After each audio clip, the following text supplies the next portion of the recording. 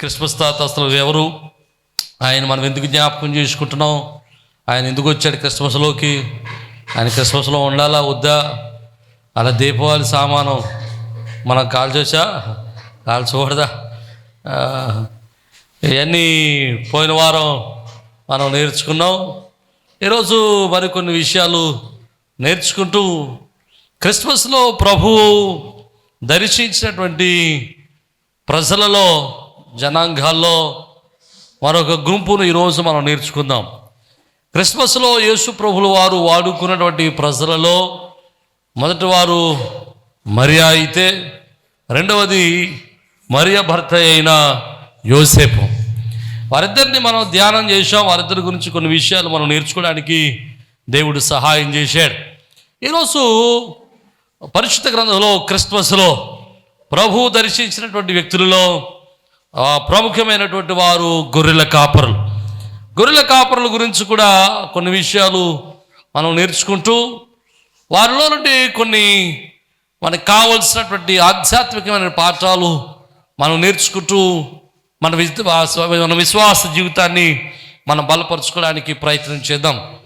దానికి పూర్వం గొర్రెల కాపరుల గురించి మనం నేర్చుకోవడానికి పూర్వం మీకు ఒక విషయాన్ని చెప్తానని చెప్పాను. క్రిస్మస్లో క్రిస్మస్ ట్రీ, క్రిస్మస్ చెట్టు అసలు ఎందుకు వచ్చింది, ఎక్కడి నుంచి వచ్చింది, ఎలా వచ్చింది, అసలు చెట్టు ఎట్టాలో వద్దా, ఎట్టకపోతే ప్రమాదమా, ఎడితే ఏమన్నా ప్రమాదమా కదంటే. నిజంగా క్రిస్మస్ అనగానే, క్రిస్మస్ డెకరేషన్ అనగానే మనకు బాగా గుర్తొచ్చేది క్రిస్మస్ ట్రీ గుర్తొస్తుంది. అదే క్రిస్మస్ ట్రీ పెడితేనే క్రిస్మస్ ఆనందం, ఒక రకమైనటువంటి వాతావరణం ఏర్పడుతుంది. కాబట్టి మరి క్రిస్మస్ ట్రీ ఎక్కడి నుంచి వచ్చింది, అసలు బైబిల్లో ఉందా అంటే అసలు బైబిల్ ఏం లేదు. క్రిస్మసే బైబిల్ లేదు. క్రిస్మసే బైబిల్లో లేనప్పుడు క్రిస్మస్ ట్రీ ఎక్కడ వస్తుంది? కాబట్టి క్రిస్మస్ ట్రీ వెనకాల ఉన్నటువంటి అర్థాలని మనం జ్ఞాపకం చేసుకోవడానికి, గుర్తు చేసుకోవడానికి ప్రయత్నం చేద్దాం. రెండు కథలు చెప్తారు, రెండు పురాణాలు. అంటే ఒక్కొక్క దేశంలో ఒక్కొక్క రకమైనటువంటి సాంప్రదాయాలు ఉన్నాయి. అంటే ఒక్కొక్క దేశంలో క్రిస్మస్ ట్రీ పెడతానికి ఒక్కొక్క సాంప్రదాయం, ఒక్కొక్క పద్ధతి, ఒక్కొక్క ఆచారం పురాణాలుగా చెప్పబడతా ఉన్నాయి. అయితే ఈరోజు నాకు నచ్చినటువంటిది, అంటే ఇది సమంజసంగా ఉన్నాయి అన్నట్టుగా అనిపించినటువంటి రెండు స్టోరీస్ మీకు చెప్తాను. మొట్టమొదటి స్టోరీ ఇంచుమించు క్రీస్తు శకం 8వ శతాబ్దంలో జర్మనీ దేశంలో జర్మనీ ప్రజలు థోర్ అనేటువంటి ఒక దేవుడిని ఆరాధించేవారు. ఈ థోర్ అనేటువంటి దేవుడు మెరుపుల దేవుడు. ఈ థోర్ అనే దేవునికి హస్సీ అనేటువంటి ఒక పట్టణంలో ఒక చెట్టును ప్రతిష్ఠించారు. ఎలాగంటే ధనమ్మరి, మనకంతా తెలుసుగా ధనమ్మరి, ఆ మర్రి చెట్టుని ధనం అనేటువంటి దేవతకి ఇచ్చేహారు. ఇంకా ఆ చెట్టు ఆవిడదే. అలాగే సత్తమ్మ తాడి అంటాం, పేటల్లో కూడా అక్కడక్కడ ఉంటాయి తాడి చెట్లు, ప్రత్యేకిస్తారు. ఇంకా ఆవిడదే, ఇంకా మనకు సంబంధం లేదు. ఆ చెట్టుకి ఆకులు కొట్టుకోకూడదు, దాన్ని ఏం చేయకూడదు, ముంచుకాయలు తీసుకోకూడదు, అసలు ఇంకేమీ చేయకూడదు. ఆ చెట్టు ఆవిడదే.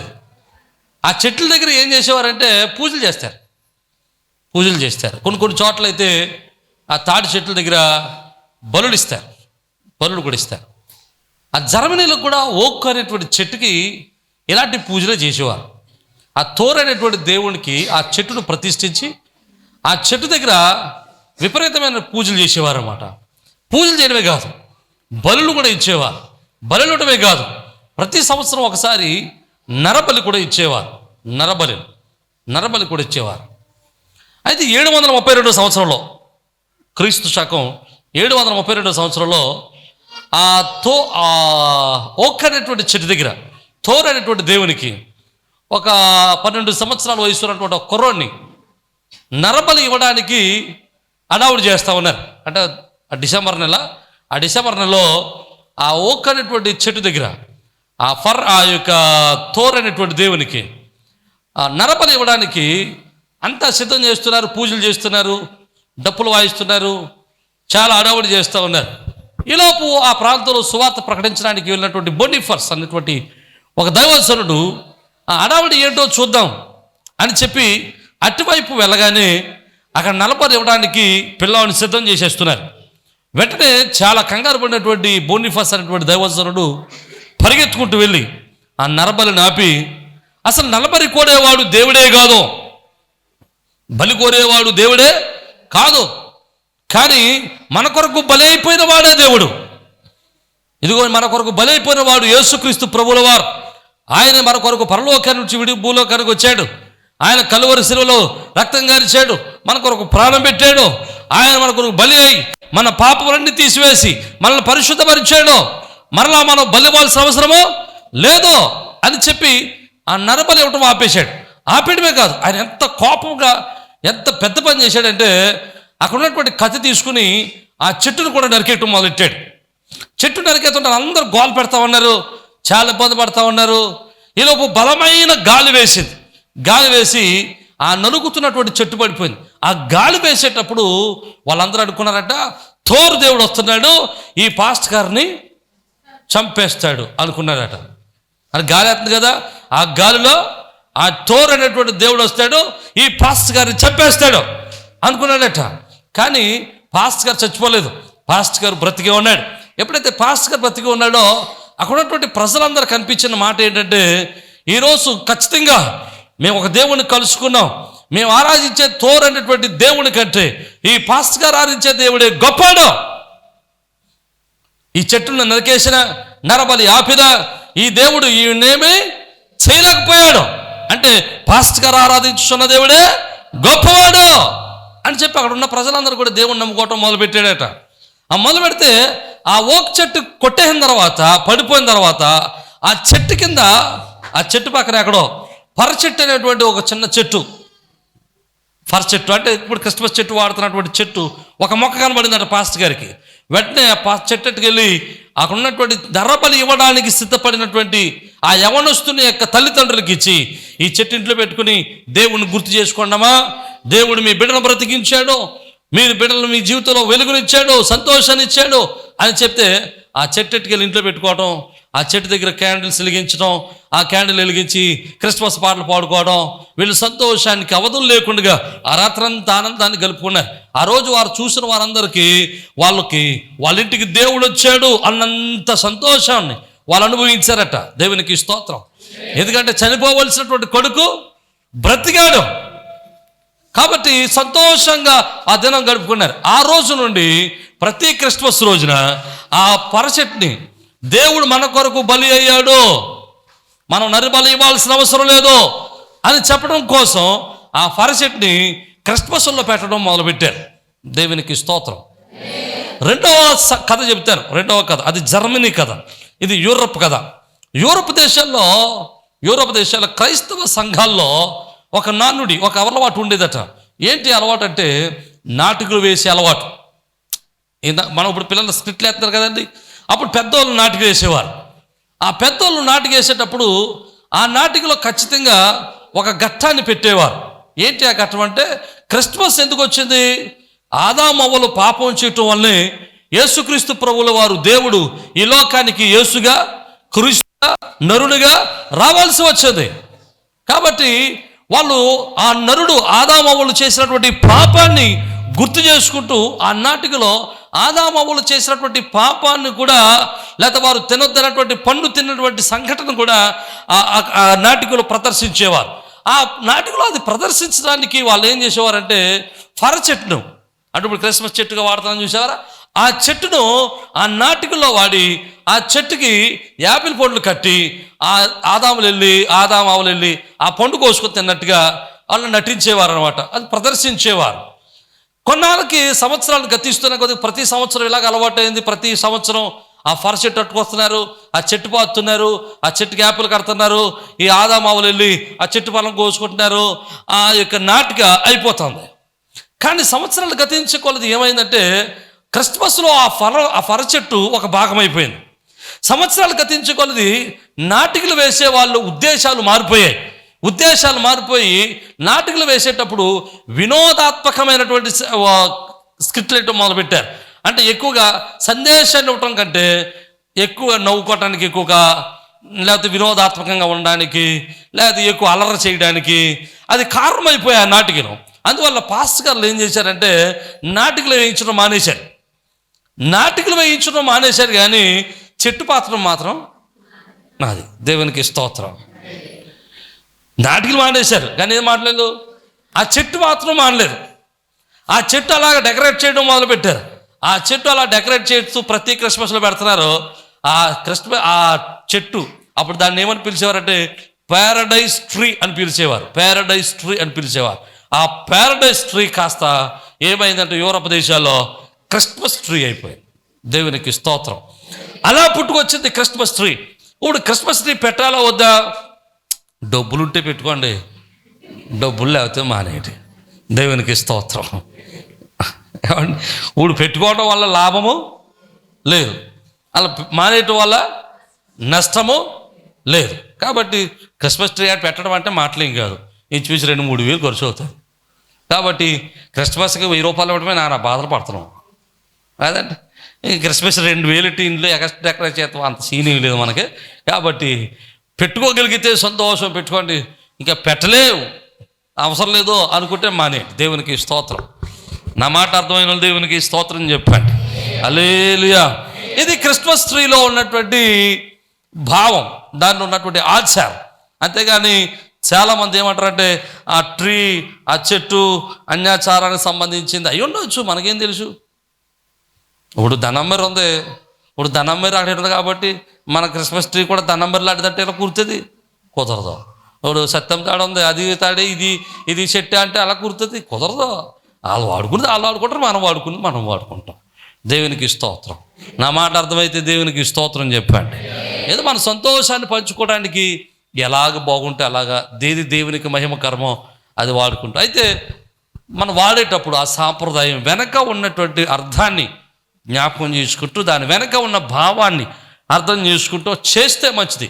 క్రిస్మస్ తాత ఉన్నాడు, అది వినోదాత్మకంగా చేసే పని కాదు, సరదా చేసే పని కాదు, లేదా అది నవ్వుకోవటానికి చేసే పని కాదు. దాని వెనకాల ఒక పరమార్థం ఉంది. ఏంటది? దాని వెనకాల ఒక పరమార్థం ఉంది. ఒక పెద్ద ఆయన్ని, ఒక మిషనరీని, ఒక సేవకుణ్ణి దేవుని పరిచర్య చేసి క్రిస్మస్ రోజున అనేక మంది జీవితాల్ని బ్రతికించినటువంటి, వెలుగు నింపినటువంటి ఒక సేవకుని గుర్తు చేసుకుంటున్నాం.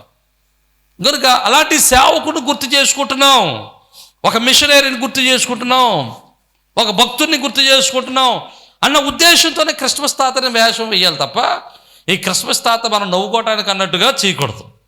నా మాటలు అర్థమైతే దేవునికి స్తోత్రం చెప్పండి. హల్లెలూయా. కనుక ఈ క్రిస్మస్లో ఆనందం పంచుకోవడానికి, సంతోషం పంచుకోవడానికి ఏది మీకు అనుకూలమో, అది దేని వల్ల దేవునికి మహిమకరమో ఆ విధంగా మీ క్రిస్మస్ ఆనందాన్ని పంచుకోనండి. తప్పేం లేదు. దీపావళి సామానం కాదు, అది మందుగుండు సామానం కదండి. మందుగుండు సామానాన్ని మీరు వాడుకోవచ్చు, తప్పేం లేదు. అంటించేటప్పుడు దీపావళి కట్టిస్తున్నామంటే తప్పు, కానీ క్రిస్మస్ కట్టించుకుంటున్నామంటే తప్పేం కాదు. దేవునికి స్తోత్రం. నా మాట అర్థమైతే దేవునికి స్తోత్రం చెప్పండి. హల్లెలూయా. ఈ క్రిస్మస్ రోజున అరుసులే వండుకుంటారో, బూర్లే వండుకుంటారో, పప్పు అన్నమే వండుకుంటారు, పరమాన్నమే వండుకుంటారు, మీ ఇష్టం, ఏదైనా వండుకోవచ్చు. ఏమండి, ఇప్పుడు అరుసులు వండుకుంటే క్రిస్మస్ అరుసులు, అప్పుడు వండుకుంటే నేను సంక్రాంతి గురించి మాట్లాడతాను. మీ మనసు అంతా అక్కడే ఉంది. దేవునికి స్తోత్రం.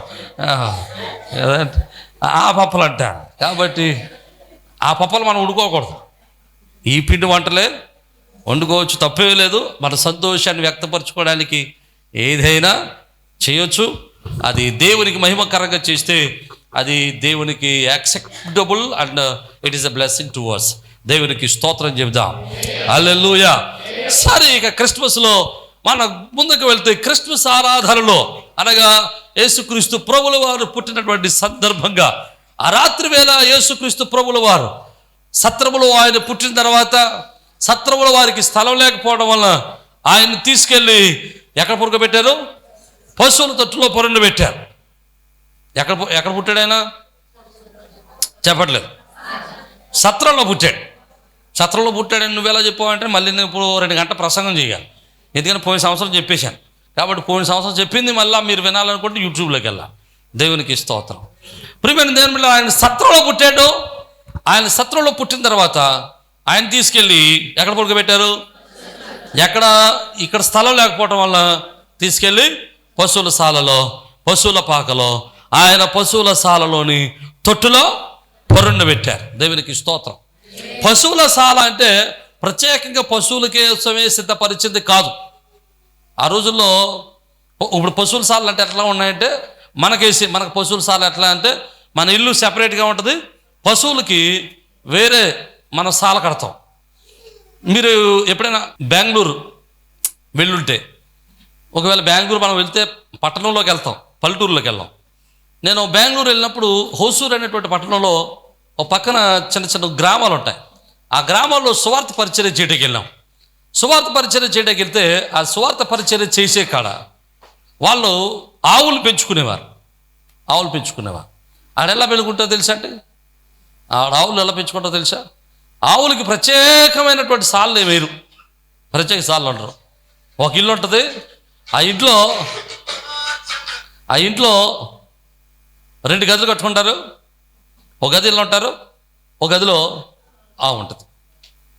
ఇలాగ ఉంటుంది. ఇల్లు మొత్తం కట్టుకుంటారు, బాగా కట్టుకుని ఒక ఇంట్లో ఒక గదిలో ఒక పోర్షన్లో వీళ్ళుంటారు, ఇంకో పోర్షన్లో అదంతా ఖాళీ చేసి అదంతా ఆ పశువుల కోసం ఉపయోగిస్తారు. అంటే ఇంటి పక్కనే ఉంటుంది. మొదటి శతాబ్దంలో కూడా యూదులు ఇశ్రాయేలీల యొక్క జీవన విధానంలో కూడా ఒకవేళ పశువులు పెంచేవాళ్ళు, పశువులు ఉన్నవాళ్ళు అలాగే పెంచుకునేవారు. వాళ్ళ ఇంట్లో ఒక భాగాన్ని పశువులు పెంచడానికి పెట్టేవారు.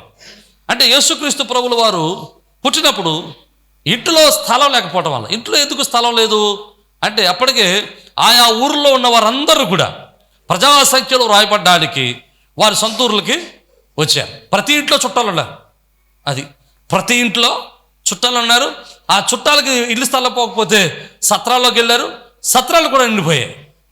ఇక ఖాళీగా ఏముందంటే పశువుల శాలే ఉంది. యేసు ప్రభుకి స్థలం ఇవ్వడానికి ఏ ఇంటిలోనూ చోటు లేదు. ఏ ఇంట్లో చోటు లేకపోతే ఇక ఆ శాల ఒకటి ఖాళీగా ఉంది. నేను అనుకుంటాను ఆ శాలలో కూడా పశువులు ఉండవు. పశువులు లేకపోవడం వల్ల ఆ శాలని ఇచ్చుంటారు ఎవరో. ఆ శాల ఇస్తే ఆ శాలలో యేసుక్రీస్తు ప్రభుల వారిని ఆ మరియ పశువుల తొట్టులో పడుకోబెట్టింది. దేవునికి స్తోత్రం, హల్లెలూయా. ప్రియమైన దేవుని బిడ్డలారా, ఆ శాలలో పడుకోబెట్టినటువంటి తర్వాత యేసుక్రీస్తు ప్రభుల వారు పుట్టాడు అని, లోక రక్షకుడు పుట్టాడని, లోక జగద్రక్షకుడు పుట్టాడని, మానవ జాతి కొరకు ఒక రక్షకుడు వెలసాడని ఆయన అనేక మందికి శుభవర్తమానాలు తెలియపరిచాడు. ఆయన ఒక్కొక్కరికి ఒక్కొక్క రకంగా వర్తమానం తెలిసాడు. ఆయన పామరులుగా, ఆయన అధికారులకు జ్ఞానం ఉన్న వారికి జ్ఞాన రూపంలో, అనగా చూడండి, పామరులకు దేవుడు డైరెక్ట్గా వెళ్ళి వర్తమానం చెప్పాడు.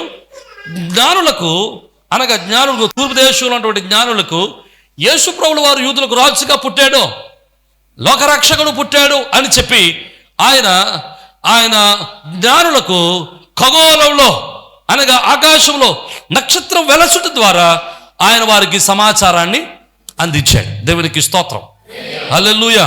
సమాచారం అందించడం మాత్రం పక్క, కానీ ఒక్కొక్కరికి ఒక్కొక్క విధమైన సమాచారాన్ని ఆయన ఇచ్చాడు. అలా సమాచారం ఇచ్చినప్పుడు బైబిల్లో రాయబడినటువంటి మొట్టమొదటి సమాచారం దేవుడు ఎవరికి ఇచ్చాడు అంటే గొర్రెల కాపర్లకు ఇచ్చాడు. ఈ గొర్రెల కాపర్లు ఎక్కడ ఉన్నారు? చదువుదాం చూడండి. లూకా రాసినటువంటి శుభవార్త 2వ అధ్యాయం 8వ వచనంలో మనం ఈ మాటలు రాయబడుతున్నా. చదువుదాం చూడండి.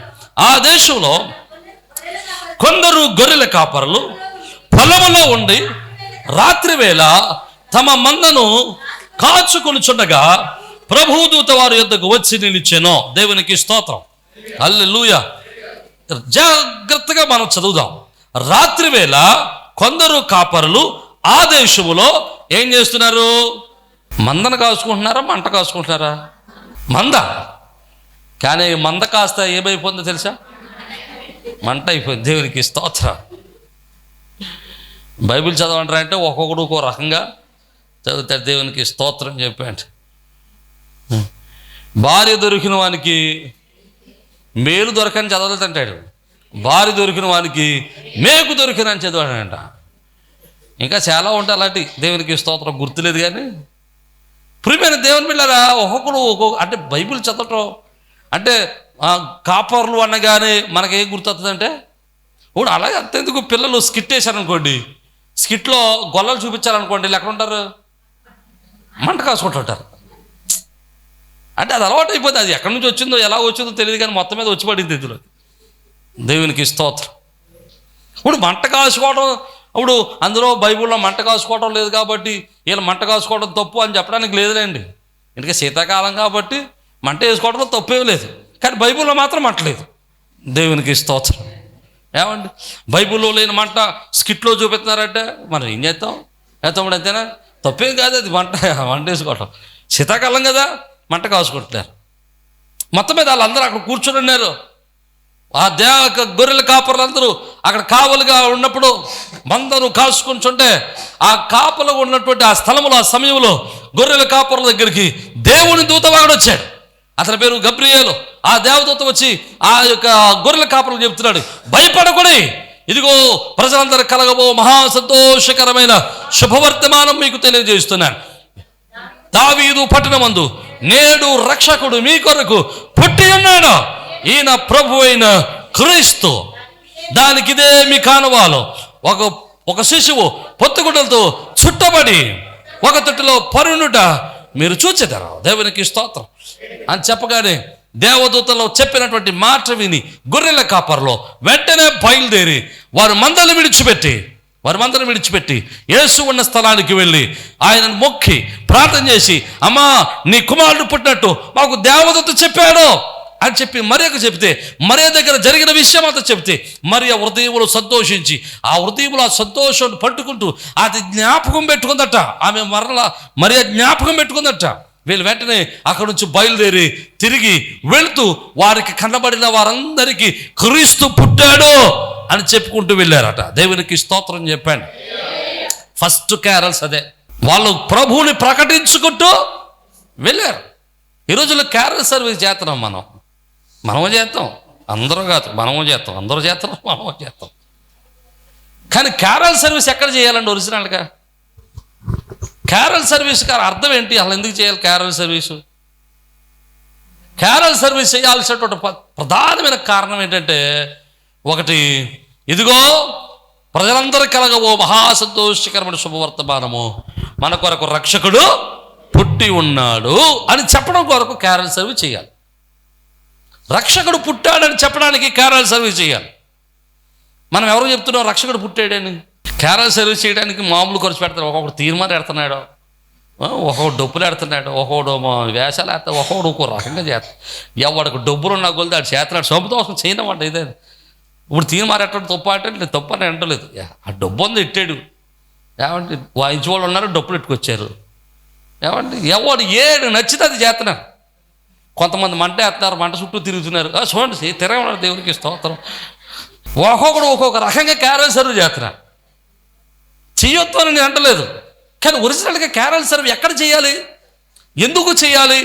క్యారల్ సర్వీస్ చేయాల్సడానికి ప్రధానమైన కారణం ఏంటంటే, రక్షకుడు పుట్టాడని లోకానికి. దేవునికి స్తోత్రం. క్రీస్తు నేడు పుట్టాను. స్టిక్కర్ రాతాం. నేను కూడా స్టిక్కర్లు వేయించానండి. ఒకటి స్టిక్కర్లు వేసాం. క్రీస్తు నేడు పుట్టాడని ఎవడో చెప్తున్నాం మనం?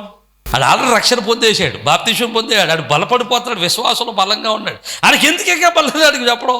క్రీస్తు నేడు పుట్టాను వాళ్ళు లేగో మత్స్య మీద నుంచి లేగో. దేవునికి స్తోత్రం. ఒరిజినల్కి ఇది అవసరం లేదు, కానీ సంఘంలో ఇది అలవాటు అయిపోయింది. దేవునికి స్తోత్రం. ఒరిజినల్ ఎవరికి చెప్పాలి ఇది? అన్యులు ఉంటారు చూసారా, సువార్త తెలియని ప్రజలు ఉంటారు చూసారా, దేవుడు అంటే తెలియని ప్రజలు ఉంటారు చూసారా, అన్య ప్రజలు ఉంటారు. వాళ్ళ దగ్గరికి చెప్పాలి వెళ్ళి, అయ్యా రక్షకుడు పుట్టాడు, ఆయన పుట్టుకలో పాపం లేదు, ఆయన పుట్టుకలో తల్లి యొక్క తండ్రి కలయిక లేదు, పాపం లేని వారికి పుట్టాడు, నీ కొరకు పుట్టాడు, నా కొరకు పుట్టాడు, ఆయన మరణం గెలిచాడు, తిరిగి వచ్చాడు, నీ కొరకు నా కొరకు పుట్టాడు, ఆయన దేవుడే మనుషుడిగా దిగి వచ్చాడు అని చెప్పాల. దేవునికి స్తోత్రం. ఇప్పుడు ఇన్నాళ్ళు అంటే అవకాశం ఉంది, ఇప్పుడు అంటే అవకాశం లేదు. ఇన్నాళ్ళు అవకాశం ఉన్నప్పుడు వెళ్ళారా అంటే అప్పుడు వెళ్ళలేదు. దేవునికి స్తోత్రం. ఇప్పుడు ఎలాగ అవకాశం, ఇప్పుడు వెళ్ళాము ఇంకో తద్దారు. నిన్ను ఎవరు రమ్మన్నాడు అడిగే? మేము ఎవరో క్రైస్తవులం కాదట. రోజునాలకి క్యారస్ మీకోసమే. ప్రియమైన దేవుని బిడ్డలారా, జాగ్రత్తగా ఆలోచన చేస్తే కానీ ఇప్పుడు మనం చేయాలా వద్దంటే చేయాలి, చేయకపోతే అలా కురుతుంది. దేవునికి స్తోత్రం. నెల్లివారిపేట అంటే తిరుగుతామండి ఫర్ ఎగ్జాంపుల్. ఇక నెల్లివారిపేటలో రక్షించబడవలసిన వాళ్ళు ఎవరున్నారు చెప్పండి? ఇంకా మహా తిప్పు కొడితే 4 కుటుంబాలు ఉన్నాయి, 4 కుటుంబాలు, ఇంకంతే. వాళ్ళకి దేవుడి గురించి తెలియదు అంటే మనకంటే బాగా తెలుసు వాళ్ళకి. తరిట్లవారిపేట తిరుగుతామండి, అక్కడ మహా తిప్పు కొడితే కాలనీలో ఒక కుటుంబం, పేటలో ఒక కుటుంబం తప్ప ఇంకెవరు లేరు. వాళ్ళకి తెలియదు అంటే వాళ్ళు మనకంటే బాగా తెలుసు. దేవునికి స్తోత్రం.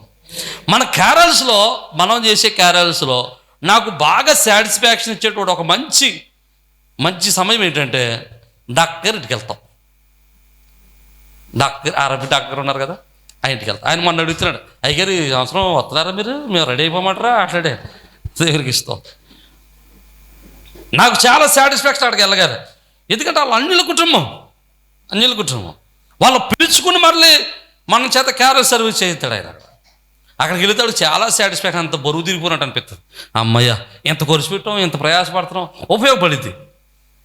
ఎందుకంటే ఇప్పుడు అక్కడ అందరూ అన్యులే, మైకే పెడతాం, సౌండ్ చేస్తాం, అందరూ అన్యులే. ఎవడన్నా వచ్చి ఇక్కడ ఎందుకు కట్టావంటే డాక్టర్ ఏమంటారు, నేను తీసి తెచ్చుకున్నాను అంటాడు. దేవునికి స్తోత్రం.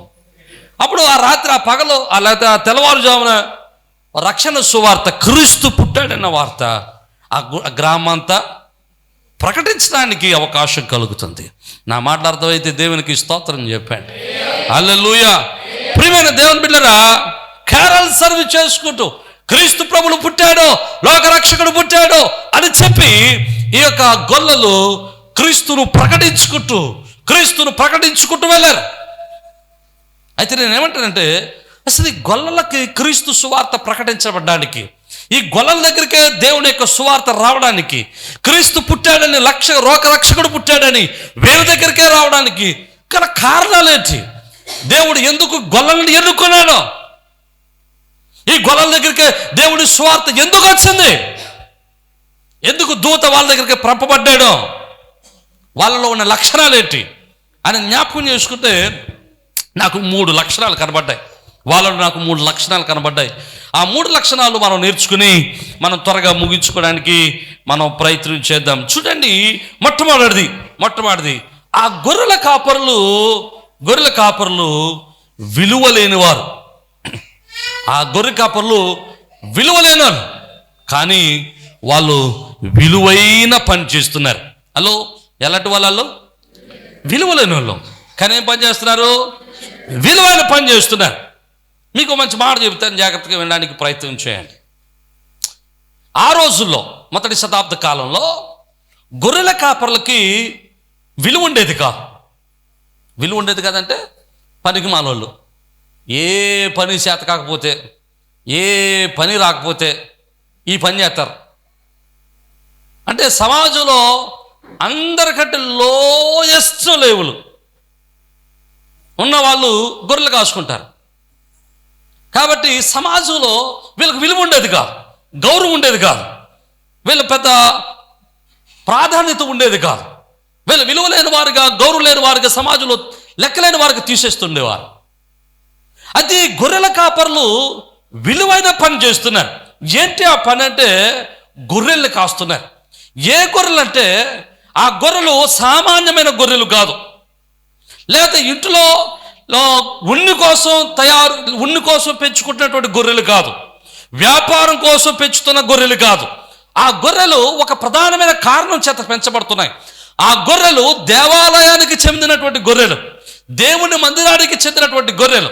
ఆ గొర్రెలు మరి కొంతకాలానికి, అంటే దగ్గరగా ఉన్నటువంటి పస్కా పండుగకి సిద్ధం చేయడానికి, పస్కా బలి కోసం, పస్కా రోజున ప్రతి కుటుంబము వారి ఇళ్లలో పస్కా గొర్రెను వధించాలి. ప్రతి ఇల్లు, ప్రతి కుటుంబము ఒక గొర్రెను వధించాలి. అలా వధించడానికి అవసరమైనటువంటి గొర్రెల్ని దేవాలయపు దొరుపున వీళ్ళు ఏం చేస్తున్నారంటే వాళ్ళు గొర్రెలను పెంచుతున్నారు, గొర్రెలను మేపుతున్నారు. అంటే దేవుని పని కోసం, దేవుని అవసరం కోసం వాళ్ళు గొర్రెలు పెంచుతున్నారు.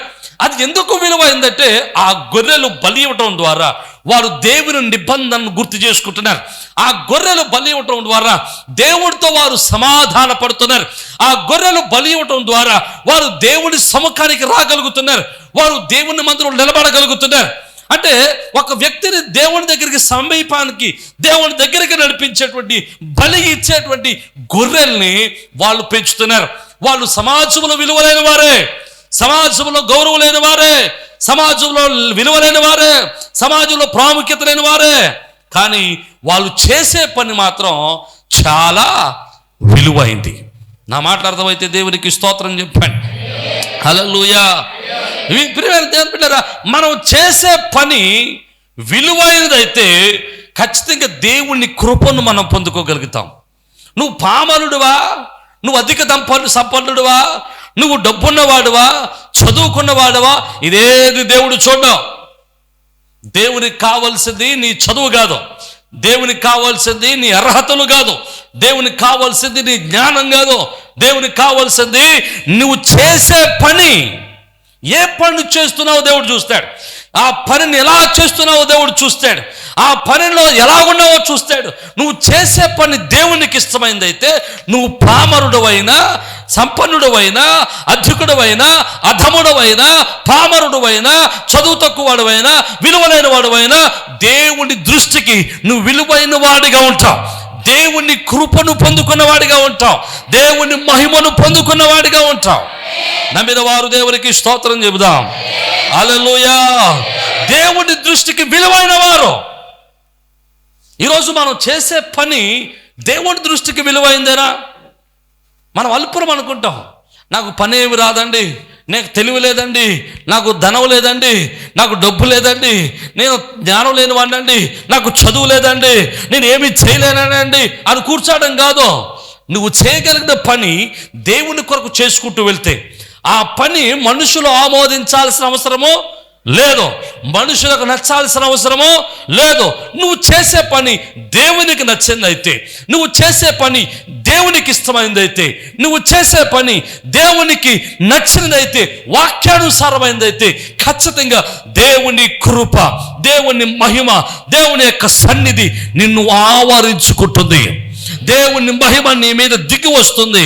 నీ కుటుంబము దీవించబడుతుంది, నీ బిడ్డలు దీవించబడతారు, నీ తలపైకెత్తబడుతుంది, నీ కుటుంబం ఆశీర్వాదకరంగా మార్చబడుతుంది. నమ్మిన వారు దేవునికి స్తోత్రం చెబుదాం. హల్లెలూయా, హల్లెలూయా. దేవుని యొక్క వాక్యంలో మనం చూస్తే ఆయన పామరులనే ఎన్నుకున్నాడు. లేదా ధనవంతులను, అధిక శక్తివంతులను దేవుడు ఎన్నుకోలేదు.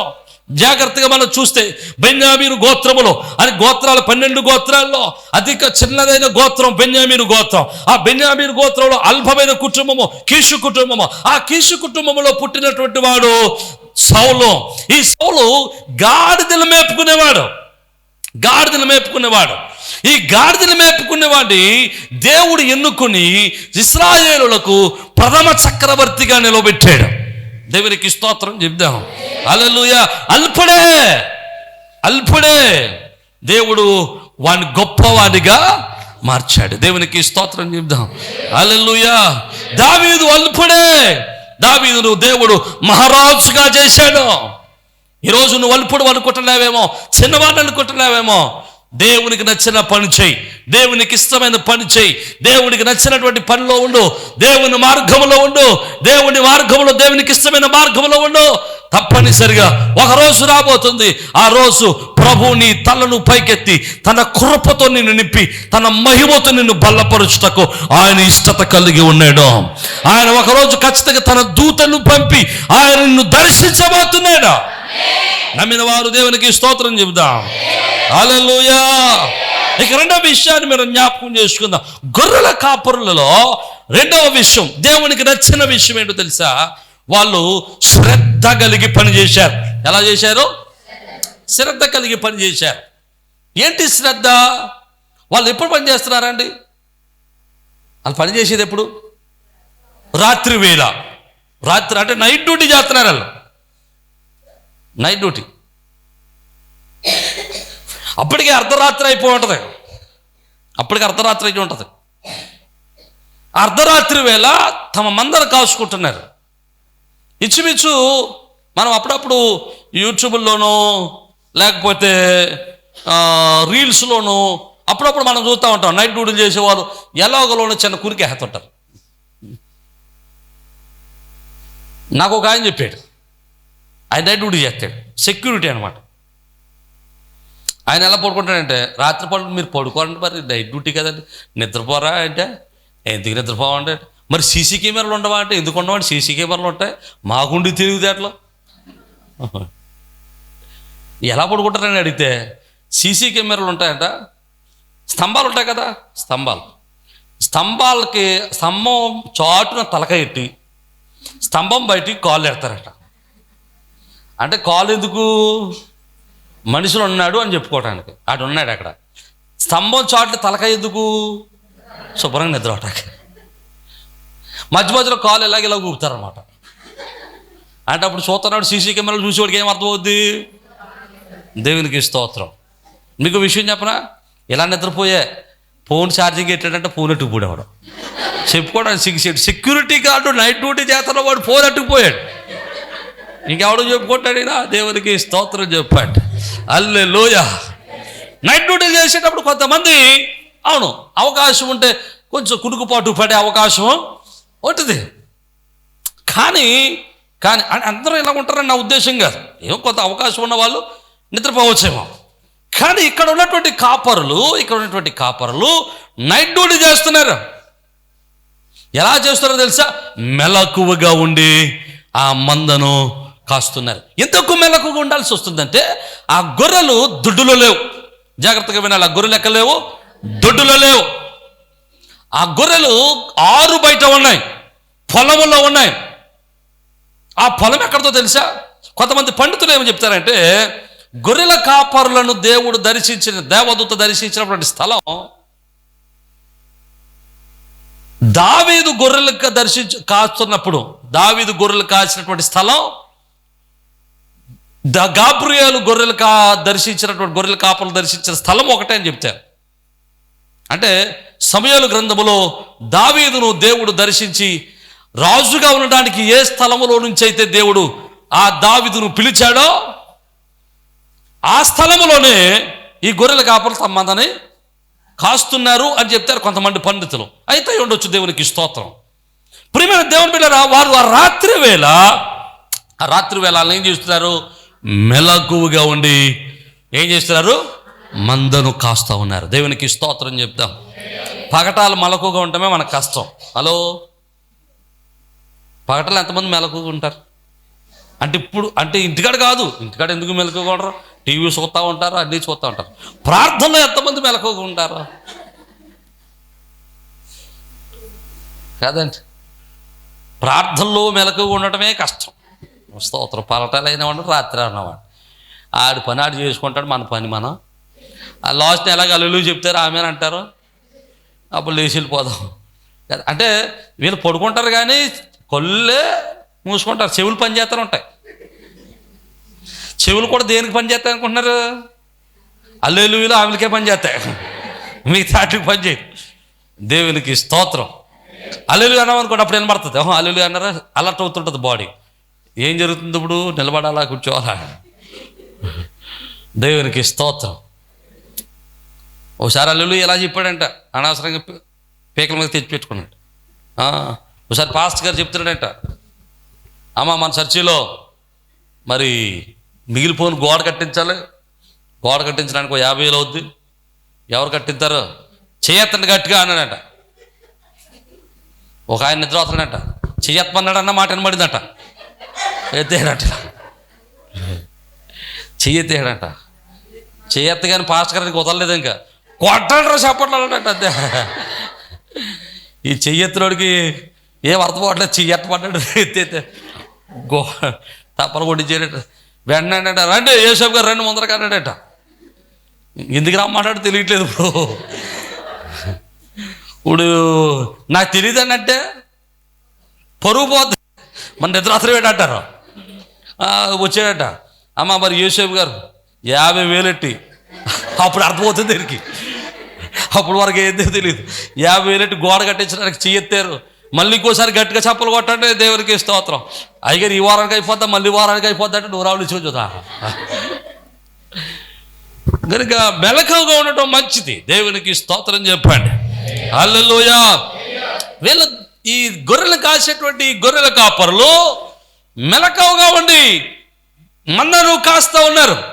వాళ్ళు చేసేటువంటి పని మీద శ్రద్ధ కలిగి పని చేస్తున్నారు.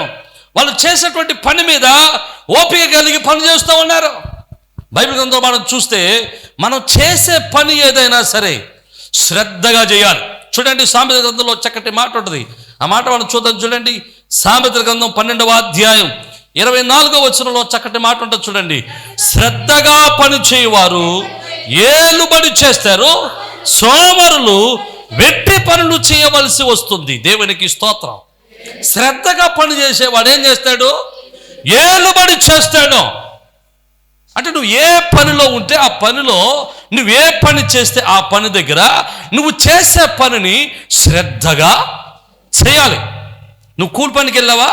కూలి పనిలో ఆ పని యజమానుడిది అనుకోవద్దు. ఆ పని నాదే. ఎందుకంటే ఊరికని చేయట్లేదు.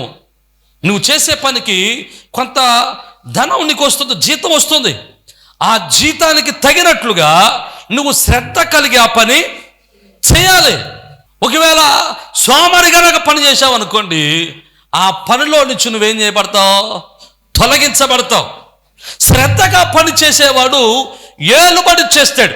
శ్రద్ధగా పని చేసేవాడు అభివృద్ధి చెందుతాడు. మీకు మంచి మాట చెబుతాను. ఉద్యోగాలు చేస్తారు చాలామంది. మన సంఘంలో కూడా చాలామంది ఉద్యోగస్తులు ఉన్నారు. ఉద్యోగాలు చేసేవాడికి ప్రమోషను ఎవరికి ఇస్తాడండి? ఎవడు ఇంట్రెస్ట్గా పని చేస్తాడో, వాడు శ్రద్ధగా పని చేస్తాడో, ఎవడు మనసు పెట్టి పని చేస్తాడో వాడికి ప్రమోషన్స్ వస్తాయి. ఇష్టం వచ్చినట్టు లీవులు పెట్టి, ఇష్టం వచ్చినట్టు మెడికల్ లీవులు తీసుకుని, ఇష్టం వచ్చినట్టు తిరిగే వాడికి ప్రమోషన్ ఇచ్చేటప్పుడు వీడు ఎన్ని లీవులు పెట్టాడో, ఎన్నిసార్లు డుమ్మ కట్టాడో, ఎన్నిసార్లు చేయాల్సిన పని చేశాడో, ఎన్నిసార్లు చేయాల్సిన పని చేయలేదో ఎన్ని లెక్కలో తీసుకుంటారా? తమ్ముడు కదా, ప్రతిదీ లెక్కలో తీసుకుంటారా? అందులో నువ్వు ఎక్కడైనా సరే నీ పని మీద శ్రద్ధ లేదు, వీడు శ్రద్ధ లేకుండా ఈ పని చేశాడు అని తెలిస్తే వాడు ఏం చేస్తాడు? వాడు ఉద్యోగంలోంచి తీసేస్తాడు. నాకు తెలిసిన ఒక ఆయన ఉన్నాడు. ఆయన పోస్ట్ మాస్టర్గా పనిచేసేవాడు. మంచి ఉద్యోగం. పోస్ట్ మాస్టర్ అంటే మంచి ఉద్యోగమే కదా, సెంట్రల్ గవర్నమెంట్ ఉద్యోగం. ఆయన ఉద్యోగం చేసేటప్పుడు ఆ ఉద్యోగంలో ఏదో కొన్ని పొరపాట్లు జరిగాయి. ఆ పొరపాట్లు ఈ వల్ల జరిగాయి. ఆ పొరపాట్ల వల్ల మనోడికి ప్రమోషన్ రావాల్సింది ఏమయ్యాడు తెలుసా? డిస్మిస్ అయిపోయాడు. ఉద్యోగాన్ని పోగొట్టుకున్నాడు. అతడు చేయాల్సిన పని చేయాల్సిన రీతిలో, చేయాల్సిన క్రమంలో ఉద్యోగం చేయకపోవటం వలన అతను ప్రమోషన్ రావాల్సింది వారు ఏమైంది? ఉద్యోగం పోయింది. నేను మొన్నసారి చూశాను, రోడ్లో ఉండే వెళ్తుంటే అతను ఏం చేస్తున్నాడు తెలుసా? గడ్డి మోపు అంటే ఉంటుంది కదా, దాన్ని ఏమంటారు? గడ్డి మేట వేస్తున్నాడు. గడ్డి మేట్లో పని చేస్తున్నాడు. గడ్డి మేట చేస్తున్నాడు. ఒక సెంట్రల్ గవర్నమెంట్ ఉద్యోగి, పోస్ట్ మాస్టర్. అతను పనిలో శ్రద్ధ లేకపోవటం వల్ల, అతని ఉద్యోగంలో శ్రద్ధ లేకపోవడం, నన్నెవడు చూస్తాడులే, ఇప్పుడెవడు చూస్తాడులే, నన్నెవడేం చేస్తాడులే, ఎవడికి తెలుస్తుందిలే, మనం మేకప్ చేసేస్తున్నావులే అనేటువంటి ఆలోచన ఎప్పుడైతే వచ్చిందో ఆ మైండ్ సెట్ అతను ఏం చేసింది? ఇప్పుడు వెట్టి పనులు చేసేటట్టు చేసింది. నా మాటలు అర్థమైతే దేవునికి స్తోత్రం చెప్పండి. నేను అతను చూసి ఆ గడ్డి మెట్ట వేస్తుంటే చూసి చాలా బాధపడ్డాను. అతను ప్రమోషన్ రావాల్సినాడు, ఉన్నది కూడా పోగొట్టుకున్నాడు. చాలామంది పనుల దగ్గర అశ్రద్ధ చేస్తారు. మీరు ఏ పని చేసినా, ఏ ఉద్యోగం చేసినా, అది చిన్న ఉద్యోగం కానివ్వండి, పెద్ద ఉద్యోగం కానివ్వండి, చిన్న పని కానివ్వండి, పెద్ద పని కానివ్వండి, ఏ పని చేస్తే ఆ పని ఎలా చేయాలి? శ్రద్ధగా చేయాలి. దేవునికి స్తోత్రం. దేవుని పని శ్రద్ధగా చేయాలి. దేవుని పనే కాదు, నీకు అప్పగింపబడిన ప్రతి పని శ్రద్ధగా చేయాలి. చూడండి, ప్రసంగి గ్రంథంలో మాట ఉంటుంది.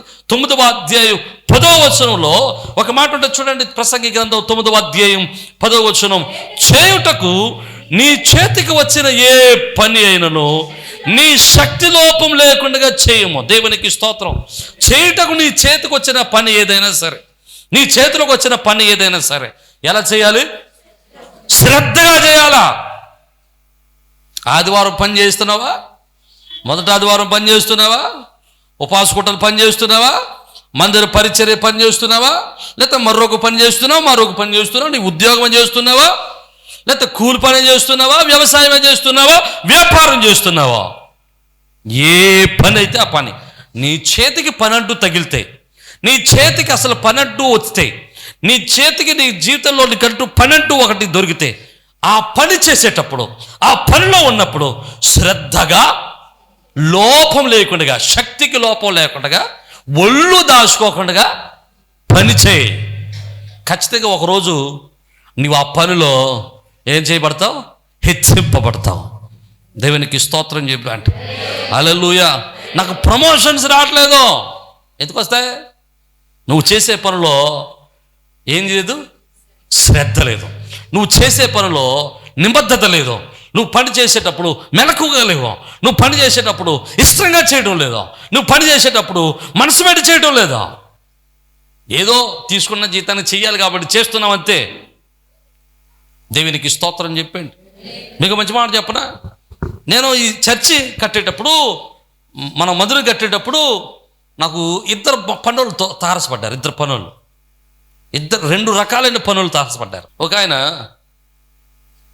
ఎలాంటివాడంటే పొద్దున్నే 9 గంటలకు వచ్చేవాడు. నేను అనేవాడిని, కొంచెం ఒక అరగంట ముందు రండి, మేస్త్రి గారు వచ్చేసరికి మనం ఈ సిమెంట్ కలిపేసి ఉంచుదాం, మేస్త్రి గారు వచ్చిన పని మొదలెడతానంటే, నేను ఏ టైంకి రావాలో ఆ టైంకి వస్తానంటే, ముందరైతే రానండి అన్నాడు. సర్లే అనుకున్నాను. మధ్యాహ్నం కరెక్ట్గా 12:30 అయ్యేసరికి లేచి వెళ్ళిపోవాడు. అస్సలు పని అంతా వదిలేవాడు అంతే, ఎలా ఉన్నది అనవసరం, వెళ్ళిపోవాడు అంతే. సాయంత్రం 5 పని ఎలా ఉంది అనవసరం, వదిలేసి వెళ్ళిపోవాడు. కొంత పని చేసి పెట్టండి, కొంచెం అది కడిగేటంటే కుదరదు, 5 అయిపోయిందంటే పని చేయడమే, వెళ్ళిపోతాను వెళ్ళిపోవాడు. నాకు ఇంకో పనులు కూడా తగిలాడు. ఆయన ఇప్పుడు తెలుసా, పని చేసేటప్పుడు చాలా శ్రద్ధగా చేసేవాడు. ఎంత శ్రద్ధగా చేసేవాడు అంటే, మనం ఉండక్కర్లేదు అక్కడ పని దగ్గర, మనం ఆ పని దగ్గర ఉండక్కర్లేదు. సిమెంట్ మూటల దగ్గర పెట్టుకోవటం, చాలా జాగ్రత్తగా ఉబ్బడిగా చేయటం, తడిసిపోకుండా చూడడం, పాడవకుండా చూడడం, వస్తువులు పాడవకుండా చూడడం. అసలు ఎలా ఉన్నాడంటే, నాకు ఎలా కనిపించాడంటే, అంటే నేను పని చేస్తే ఎట్లా ఉంటుందో అతను పని చేస్తే అలా ఉంది. యజమానుడు పని చేసుకుంటే ఎట్లా ఉంటుందో, సొంత పని చేసుకుంటే ఎట్లా ఉంటుందో, ఆ పనికి వచ్చినాడు అట్లా పని చేస్తున్నాడు. నేను ఇద్దరికి జీతాలు ఇవ్వాల్సి వచ్చేది. ఇద్దరికి జీతాలు ఇవ్వాల్సి వచ్చినప్పుడు ఎవరికి ఇవ్వాల్సిన డబ్బులు వాళ్ళకి ఇచ్చేసాను. ఇచ్చేసినప్పుడు మేస్త్రి గారు అడిగారు, ఏమన్నా కొంచెం బ్యాట్ ఇవ్వండి అన్నాడు. అంటే ఎక్స్ట్రా ఏదైనా బ్యాట్ ఇవ్వండి అన్నాడు. ఇప్పుడు బ్యాట్ నేను ఎవరికి ఇవ్వాలి? మొదటివాడికి ఇస్తాను, రెండోడికి ఇస్తానా? నాకు మొక్కమాటం ఏంటి? ఫస్ట్ వాడితో చెప్పాను నేను, సార్ అన్నాడు. నీకు ఎంతకు పురమాయించుకున్నాను నేను? 700కి. 700 ఇచ్చేసాను కదా, అయిపోయింది. నీకు మళ్ళీ డబ్బులు ఎందుకు ఇవ్వాలి నేను? ఇవ్వను. ఎందుకంటే వీడు 5 అవుతాడికి వెళ్ళిపోవాడు. ఒకసారి భోజనానికి వెళ్తున్నా కదయ్యా, భోజనానికి వెళ్ళినప్పుడు నీ ఇంటి పక్కనే కదా సిమెంట్ కొట్టు, ఒక సిమెంట్ బస్తా వేసుకొచ్చే సైకిల్ మీద అంటే 50 రూపాయలు వద్దండి అన్నాడు. ఆ ఇంటి పక్క నుంచి తేటాకే 50 రూపాయలు ఇచ్చాను. అంటే భోజనం టైంలో మనకు ఎక్స్ట్రా పని చేశాడని. ఇప్పుడు మళ్ళీ ఎక్స్ట్రా ఎందుకు ఇస్తాను నేను? ఆ ఎదురుకుండా అలా నిలబెట్టి వీడికి 200 ఇచ్చాను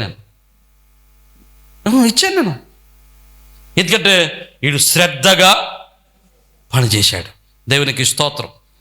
వాక్యం అది చెప్తుంది, నువ్వు శ్రద్ధగా పని చేస్తే ఏలుబడి చేస్తావు, శ్రద్ధగా పని చేస్తే ఆశ్చర్యపడతావు, శ్రద్ధగా పని చేస్తే కృప పొందుకుంటావు. నువ్వు ఏ పనిలో ఉన్నా ఆ పని నాది అన్నట్టుగా చేయాలా. ఇది యజమానుడి పోతే ఆడే పోతాడు, నష్టపోతే ఆడే నష్టపోతాడు అనుకుంటే కుదరదా. శ్రద్ధగా పని చేయాలి. బైబిల్లో ఒక యవనస్తుడు మనకు కనబడతాడు. మీకు ఆ యవనస్తుడు మీకు జ్ఞాపకం చేస్తాను చూడండి. రాజుల గ్రంథము 11వ అధ్యాయం 28వ వచనంలో మనం చూస్తే, రాజుల గ్రంథం మొదటి రాజులు 11వ అధ్యాయము 28వ వచనంలో మనం చూద్దాం చూడండి. అయితే యరొబాము అను ఇతడు మహాబలోఢ్యుడై ఉండగా, యవనుడకు ఇతడు పని యందు శ్రద్ధ గలవాడని సొలొమోను తెలుసుకుని, యోసేపు సంతతి వారు చేయవలసిన భారమైన పని మీద అతని అధికారిగా నిర్ణయించాను. దేవునికి స్తోత్రం. సొలొమోను దేవాలయం మంది పనిచేస్తూ ఉన్నాడు. దేవాలయం పనిచేస్తూ ఉన్నప్పుడు చాలామంది పనిచేస్తూ ఉన్నారు. అలా పనిచేస్తున్నప్పుడు ఆ పనిలో సొలొమోను దగ్గరికి ఒక యవనస్తుడి గురించి తెలిసింది. ఎవడు? యరొబాము. యరొబాము గురించి ఎవరో చెప్పారట. ఏమని? ఇతడు పని యందు శ్రద్ధ కలిగిన వాడు. పని యందు ఏం కలిగిన వాడు? శ్రద్ధ కలిగిన వాడు అని చెప్తే సొలొమోను ఏం చేశాడంటే యరొబామును తీసుకెళ్ళి ఒక గోత్రం మీద, ఒక గోత్ర పనివారి మీద అతను ఏం చేశాడు? అధికారిగా చేశాడు. దేవునికి స్తోత్రం చెప్పండి. హల్లెలూయా. పనిలో శ్రద్ధ కలిగిన వాడు కనుక అధికారి అయ్యాడు. మీకు ఇంకో మాట కూడా చెప్తాను, జాగ్రత్తగా వినండి. యరొబాము అక్కడ అధికారి అయ్యాడు, అక్కడ కొనసాగుతున్నాడు. కొన్ని సంవత్సరాల తర్వాత సొలొమోను చేసినటువంటి దరిద్రమైన పని వలన, దేవునికి అవిధేయుడు అవటం వలన దేవుడు రాజ్యాన్ని 2 ముక్కలు చేయాలనుకున్నాడు. 2 ముక్కలు అయిపోయింది రాజ్యం. ఎలాగా? 10 గోత్రాలేమో ఇశ్రాయేలు రాజ్యం, 2 గోత్రాలేమో యూదా రాజ్యం. యూదా రాజ్యం మీదకి రాజులు ఎవరు? దావీదు సంతానం. సొలొమోను కొడుకైనటువంటి రెహబాము యూదా రాజ్యం మీద రాజు అయ్యాడు.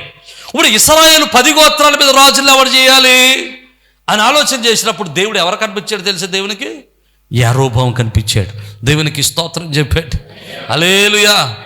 ఇతడు ఒక గోత్రం మీద అధికారి కావడమే కాదు, అతని శ్రద్ధ, అతని పని పట్ల ఉన్నటువంటి శ్రద్ధ దేవుని దృష్టిని సంపాదించుకోగలిగింది, దేవుని కృపను సంపాదించుకోగలిగింది, దేవుని మహిమను సంపాదించుకోగలిగాడు. అతడు యరొబాము ఎక్కడికి వెళ్ళిపోయాడంటే 10 గోత్రాల మీద రాజుగా అయ్యే స్థితికి వెళ్ళిపోయాడు. నమ్మిన వారు దేవునికి స్తోత్రం చెప్పండి. హల్లెలూయా. ఈరోజు నువ్వు చేసే పనిలో శ్రద్ధగా పని చేయగలిగితే, నువ్వు ఉద్యోగమైనా, వ్యాపారమైనా, చేతి పని అయినా, వ్యవసాయమైనా, ఏదైనా సరే నువ్వు చేసే పనులు శ్రద్ధగా మనసు పెట్టి చేస్తే, శక్తికి లోపం లేకుండా చేస్తే, ఒళ్ళు దాచుకోకుండా చేయగలిగితే ఖచ్చితంగా ఒకరోజు నువ్వు చేసే పనిలో నువ్వు హెచ్చింపబడతావు. నీ యొక్క చేసే పనిలో నువ్వు దీవించబడతావు. నువ్వు చేసే పనులు నువ్వు ఆశీర్వదింపబడతావు. దేవుని కృపను పొందుకోగలుగుతావు. దేవుని మహిమను చూడగలుగుతావు. నువ్వు హెచ్చింపబడతావు. అంచెలంచెలుగా నీ జీవితము ఆశీర్వదింపబడుతూ ఉంది. నమ్మిన వారు దేవునికి స్తోత్రం చెబుదాం. హల్లెలూయా, హల్లెలూయా. ఒకవేళ నువ్వు దేవుని పని చేస్తున్నావా, దేవుడు ఖచ్చితంగా నువ్వు చేస్తున్న పనికి తగిన ఆశీర్వాదాలతో ప్రభువు నింపడానికి సిద్ధంగా ఉన్నాడు ఆయన. నీకు మంచి మాట చెప్తాను చూడండి. దేవుని పని చేసేటప్పుడు వాక్యంలో ఒక మాట ఉంటుంది, యెహోవా పనిని అశ్రద్ధగా చేయవాడు శాపగ్రస్తుడట. దేవుని పని చేసేటప్పుడు ఎలా చేయాలి? ఓపికతో చేయాలి, శ్రద్ధగా చేయాలి, మనసు పెట్టి చేయాలి. అంతేగాని దేవుని పని చేసేటప్పుడు మనకెందుకులే, ఒప్పుకున్నాం కాబట్టి చేస్తాం, ఇలా చేయాలి కాబట్టి చేస్తాం అన్నట్టు అశ్రద్ధగా చేసావా, చేయటమే నీకు శాపం అయిపోద్ది. అదే ఆశీర్వాదకరంగా ఉండాలంటే శ్రద్ధగా చేసావా, దేవుని పని శ్రద్ధగా చేస్తే వాడు ఖచ్చితంగా దేవుని చేత ఆశీర్వదింపబడతాడు. నమ్మిన వారు దేవునికి స్తోత్రం చెప్పండి. హల్లెలూయా. ఏ రోజు శ్రద్ధగా చేసే మీ పనులు, శ్రద్ధగా చేసే పరిచర్య, మీరు చేస్తున్న పరిచర్యలో దేవుడు తగిన రీతిలో, తగిన సమయంలో మిమ్మల్ని హెచ్చించును గాక, తన కృప చేత మిమ్మల్ని నింపును గాక, తన మహిమ చేత మిమ్మల్ని బలపరుచును గాక. నమ్మిన వారు బిగ్గరగా దేవునికి స్తోత్రం చెబుదాం. హల్లెలూయా. ఇక ఈ గొర్రెల కాపరులో దేవుడు ఎన్నుకోవడానికి రెండవ కారణం శ్రద్ధ కలిగి పని చేస్తున్నారు. మొదలుపడది ఏంటది? విలువైన పని చేస్తున్నారు. వాళ్ళు పామరులే, పనికిరాని వారే, విలువైన వారే, కానీ వారు చేసే పని విలువైంది కనుక దేవుని దృష్టికి వారు విలువయ్యారు. అందుకని దేవుడు వారి దగ్గరికి వర్తమానాన్ని, దేవదూతలను పంపించాడు. రెండవది, వారు చేస్తున్న పని ఏదో కాలక్షేపానికి చేయడం లేదు, జీతం కోసం అన్నట్టు చేయటం లేదు, ఆ పని మాది అన్నట్టుగా శ్రద్ధ కలిగి చేస్తున్నారు. ఇక మూడవది వాళ్ళలో ఉన్నటువంటిది, మూడవది ఏంటంటే వాళ్ళు ఐక్యత కలిగి పనిచేస్తున్నారు. చూడండి, కొందరు గొర్రెల కాపరులు పొలములో ఉండి రాత్రి వేళ తమ మంద, ఏంటది? మంద, కాపరులు ఎక్కువ మంది, మంద ఒక్కటే. మంద ఒకటే కానీ కాపరులు ఎక్కువ మంది ఉన్నారు. కొందరు అంటే ఎక్కువ మంది కదా, ఇద్దరు కంటే ఎక్కువ మంది కొందరులో. మంద ఒకటే. నేను చాలా పర్యాలు సేవకుల సభలో వర్తమానాలు చెప్పాల్సినప్పుడు, సేవకుల సభలో వర్తమానం చెప్పినప్పుడు, సేవకుల సభలో గ్రీటింగ్స్ ఇచ్చేటప్పుడు, సేవకుల సభలో ఎప్పుడైనా వర్తమానం చెప్పాల్సి వచ్చినప్పుడు ఖచ్చితంగా క్రిస్మస్ సందర్భంలో ఈ మాట చెప్తారు, మంద ఒకటి కాపరుల అనేకులం. ఈ ప్రపంచంలో ఎన్ని సంఘాలు ఉన్నాయో అన్ని సంఘాలు వేరు సంఘాలు కాదు, ఈ సంఘాలన్నీ ఒక్కటే. ఈ సంఘం అంతా సార్వత్రిక సంఘము, ఇది దేవుని సంఘము, దేవుని రక్తం చేత కడగబడిన సంఘము. కానీ ఆ సంఘములో దేవుడు కొంతమంది కాపరులుగా ఎన్నుకున్నాడు. అందరూ ఒకే మందని అందరూ కాయలేరు కనుక కొన్ని కర్రలకు ఒక కాపరి, కొంతమంది గొర్రెలకు ఒక కాపరిని దేవుడు ఎన్నుకున్నాడు. మంద ఒకటే. అయితే ఈ మందను కాసేటువంటి కాపరులలో మంద ఒకటి ఎలాగైతే ఇది ఉందో, ఒకటిగా ఉందో, కాపరులు కూడా అలాగే ఏక మనస్సు కలిగిన వారై ఉండాలి. దేవునికి స్తోత్రం. అలా ఏక మనస్సు కలిగిన వారై మందలో కాస్తే అది దేవునికి ఇష్టమైన సంఘముగా, దేవునికి మహిమ తెచ్చే సంఘముగా, దేవుని యొక్క రాకలు ఎత్తబడేటువంటి మహిమ సంఘముగా, సార్వత్రిక సంఘంగా సిద్ధపరచబడుతుంది. నమ్మిన వారు దేవునికి స్తోత్రం చెప్పండి. హల్లెలూయా. ప్రియమైన దేవుని బిడ్డలారా, జాగ్రత్తగా మనం ఆలోచన చేద్దాం. మంద ఒకటే, కాపరులు అనేక మంది, కానీ ఆ కాపరులందరిలో ఒక ఐక్యత ఉన్నది, ఏక మనస్సు ఉన్నది. ఈ రోజుల్లో సంఘాల్లోనూ, కుటుంబాల్లోనూ, సమాజాల్లో కరువైంది ఏంటో తెలుసా? ఐక్యత కరువైపోయింది. ఐక్యత అంటే ఏంటి? ఉమ్మడి కుటుంబంలో ఉన్న వాళ్ళందరూ ఐక్యతగా ఉన్నట్ట? ఐక్యత అంటే ఒక చోట కూర్చోవడం కాదు. ఐక్యత అంటే ఒక ఇంట్లో ఉండటం కాదు. ఐక్యత అంటే అందరూ ఒక మాట మీద ఉండటం, అందరూ ఒకే ఆలోచన కలిగి ఉండటం, అందరూ ఒకే భావం కలిగి ఉండటం, ఏక మనస్సు కలిగి ఉన్న వారందరూ ఒక చోట ఉంటుంది ఐక్యత. మీకు ఉదాహరణ చెబుతాను. అత్త కోడలు ఒకే ఇంట్లో ఉంటారు. ఇప్పుడు ఒకే చోట ఇద్దరు అత్త కోడలు ఉన్నంత మాత్రాన్ని వీళ్ళు ఐక్యతగా ఉన్నట్ట? చెప్పట్లేదు బాబా. అత్త కోడలు ఒకే ఇంట్లో ఉన్నారు కానీ ఐక్యతగా ఉన్నారా? అత్తగారు అంటే కోడలకు పడదు, కోడలు అంటే అత్తగారికి పడదు. ఒకే ఇంట్లో ఉన్నారు, వాళ్ళు ఐక్యతగా ఉన్నట్టు కాదు. వాళ్ళ ఆలోచనలు వేరు, వాళ్ళ భావాలు వేరు, వాళ్ళ ఉద్దేశాలు వేరు. ఒక సంఘముగా ఉన్నాం మనం, సంఘంలో ఉన్నాం అందరూ, ఇంచుమించు 100-200 మంది వరకు కూర్చున్నటువంటి మనం అందరం కూడా ఏక మనస్సు కలిగి ఉంటేనే ఐక్యతగా ఉన్నట్టు. ఒకవేళ మన మనస్సులో భావాలు వేరుగా ఉంటే, ఆలోచనలు వేరుగా ఉంటే మనలో ఏం లేనట్టు? ఐక్యత లేనట్టు. అందుకనే ఆది అపోస్తుల కాలంలో యేసుక్రీస్తు ప్రభుల వారు ఒక ప్రార్థన చేశాడండి. ఆయన ఏంటి ఆ ప్రార్థన తెలుసా? చూడండి, యోహాను రాసినటువంటి శుభవార్త 17వ అధ్యాయము 20-21 వచనాలు మనం చూద్దాం. 20-21 వచనాలు. మరియు నీవు నన్ను పంపితమని లోకము నమ్మనట్లు తండ్రి నా యందు నీవు, నీ యందు నేను ఉన్నలాగున వారును మన యందు ఏకమై ఉండవలనని వారి కొరకు మాత్రము నేను ప్రార్థించట్లేదు. హలో, ఒకసారి ఆగండి. ఇక్కడ ఈయన ఆల్రెడీ ఒక ప్రార్థన చేస్తున్నాడు. ఆయన ప్రార్థన ఏమంటున్నాడంటే, అయ్యా మన యందు విశ్వాసం ఉంచిన వారందరూ మన యందు ఏకమై ఉండాలి. అంటే సంఘం అంతా కూడా ఎవరితో ఏకమై ఉండాలి? దేవునితో ఏకమై ఉండాలి. అంటే దేవుడితో ఏకమై ఉండాలంటే దేవుడు కలిగి ఉన్న, క్రీస్తు కలిగి ఉన్న మనస్సును కలిగి ఉండాలి, క్రీస్తు కలిగి ఉన్న ఉద్దేశాలు కలిగి ఉండాలి, క్రీస్తు కలిగి ఉన్న ఆలోచనలు కలిగి ఉండాలి, క్రీస్తు వంటి స్వరూపాన్ని స్వభావాన్ని కలిగి ఉండాలి. క్రీస్తుతో ఏకమై ఉండాలి సంఘం. అప్పుడు ప్రభువు అంటారు, ఈ ఒక్కటే కాదు నా ప్రార్థనలో ఇంకో భాగం కూడా ఉంది. ఆ భాగం ఏంటి? వారు వాక్యము వలన నా యందు విశ్వాసం ఉంచిన వారందరూ ఏకమై ఉండవలనని వారి కొరకు నేను ప్రార్థన చేస్తున్నాను. దేవునికి స్తోత్రం. ఎలాగట? వాళ్ళు మనతో ఏకమై ఉండటమే కాదు ప్రాముఖ్యం, నా యందు విశ్వాసం ఉంచిన వారందరూ కూడా ఏకమై ఉండాలి.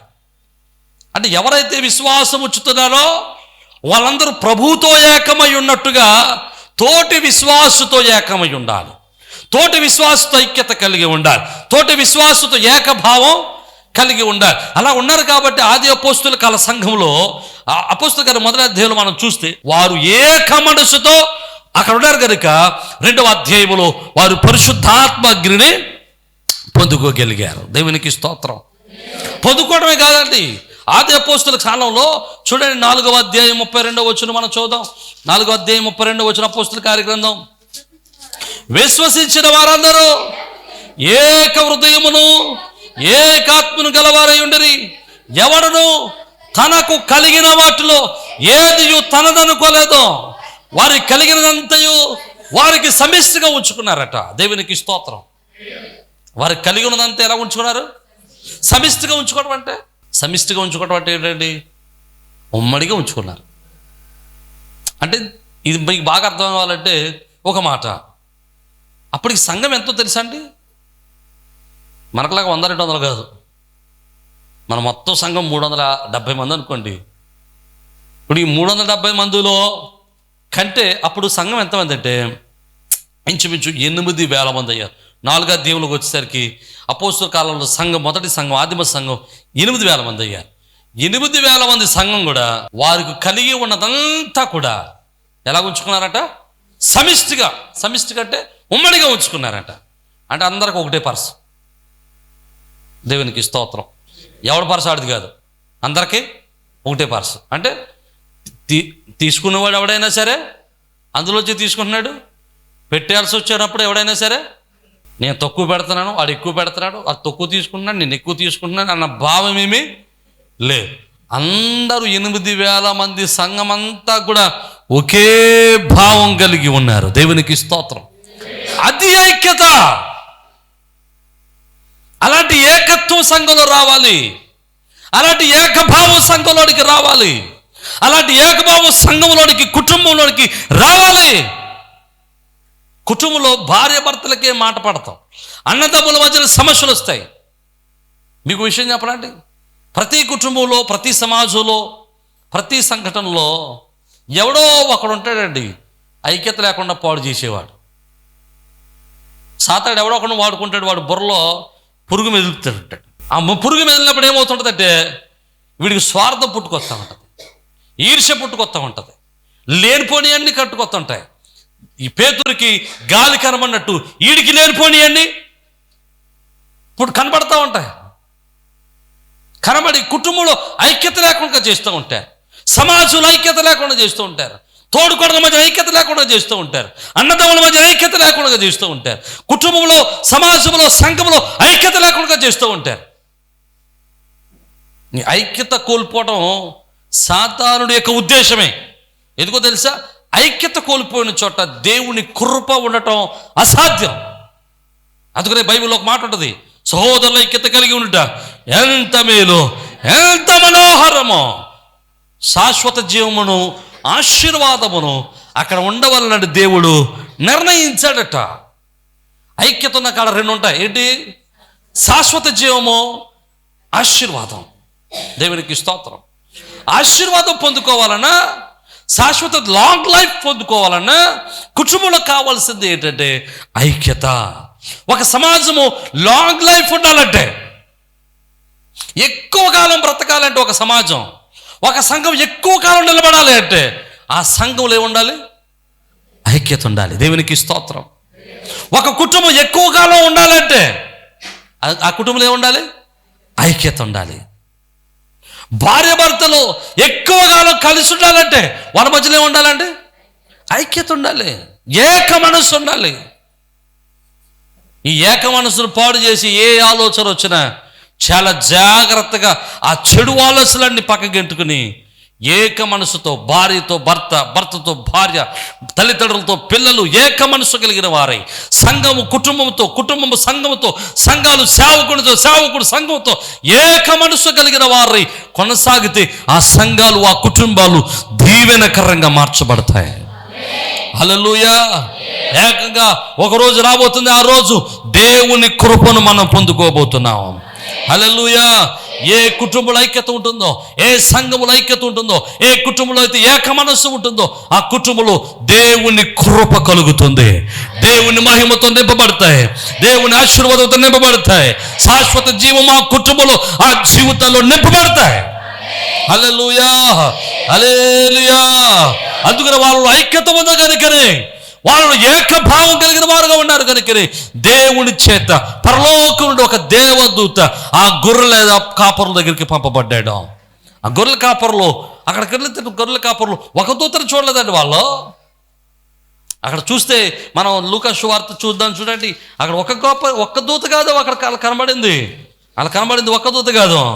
చూడండి 14వ వచనం 13 చూస్తే, వెంటనే పరలోక సైన్య సమూహము ఆ దూతతో కూడా నుండి, ఆమేన్, హల్లెలూయా. ఎలాగట? ఒక దూత కాదు, ఆ దూతతో పరలోక సైన్య సమూహము, వేలాది దూతలు ఆ ఫీల్డ్లోకి వచ్చేసారు. ఆ స్థలానికి దేవదూతలు కోటి వందల మంది, వేల మంది దేవదూత ఆ స్థలంలోకి వచ్చేసి వాళ్ళతో కలిసి ప్రభువుని ఆరాధించడం మొదలుపెట్టారు. ఆమేన్, హల్లెలూయా. ఎంత ఉన్నతమైనటువంటి అనుభవం చూడండి. వాళ్ళు పామరులే, కానీ జ్ఞానులకు లేని గొప్ప భాగ్యం వాళ్ళు పొందుకోగలిగారు. కారణం ఏంటి తెలుసా? వాళ్ళు చేసే పని విలువైన పని. రెండవది, వాళ్ళు శ్రద్ధ కలిగి పని చేశారు. మూడవది, ఐక్యత కలిగి పని చేశారు. అందుకోసమే అనేక మందికి లేని గొప్ప భాగ్యం, ధనికులకు లేని భాగ్యం, అధికారులకు లేని భాగ్యం, రాసులకు లేని భాగ్యం దేవుడు ఆ కుటుంబాల్లో, ఆ యొక్క కాపరుల కుటుంబాల్లో, కాపరుల జీవితాల్లో ప్రభువు అనుగ్రహించాడు. క్రిస్మస్ ఆనందం, క్రిస్మస్ సంతోషం వారికి దేవుడు దయచేశాడు. ఈరోజు అలాంటి క్రిస్మస్ ఆనందం, క్రిస్మస్ సంతోషం, క్రీస్తు వారి జననం విధమైనటువంటి సంతోషకరమైనటువంటి శుభవర్తమానం మన కుటుంబాల్లో, మన జీవితాల్లో, మన బిడ్డల జీవితాల్లో, మన సంఘములో అనుభవించుదుము గాక, మనం పొందుకుందుము గాక, దేవుని కృప చేత నింపబడుదుము గాక, దేవుని మహిమ చేత బలపరచబడుదుము గాక. తల వంచండి, ప్రార్థన చేద్దాం. తల వంచండి, ప్రార్థన చేద్దాం. ఈరోజు మన జీవితంలో ఒకసారి వారు పరిశీలన చేద్దాం. కాపరులు కలిగి ఉన్నటువంటి ఆ లక్షణాలు మనం కలిగి ఉంటే కాపరులు నడిచినటువంటి అనుభవాల్లోనికి మనం నడవగలుగుతాం. కాపరులు పొందుకున్నటువంటి ఆ శ్రేష్టమైన అనుభవాన్ని మనం పొందుకోగలుగుతాం. కాపరులు 3 లక్షణాలు కలిగి ఉన్నారు. వాళ్ళు విలువైన పని చేస్తున్నారు. వాళ్ళ స్థితిని బట్టి కాదు.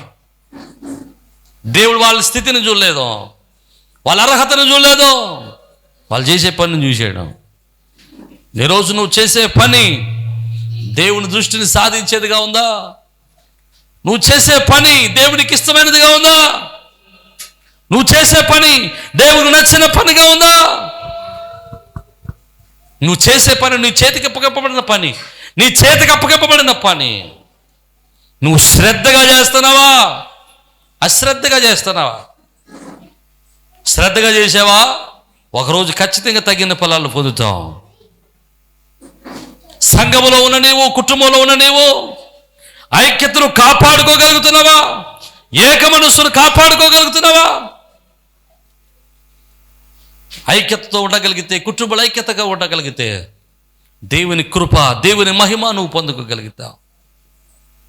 ఈరోజు ఈ 3 విషయాలు మన హృదయాల్లో మనం పాటించి దేవుని కృపను పొందుకుందాం.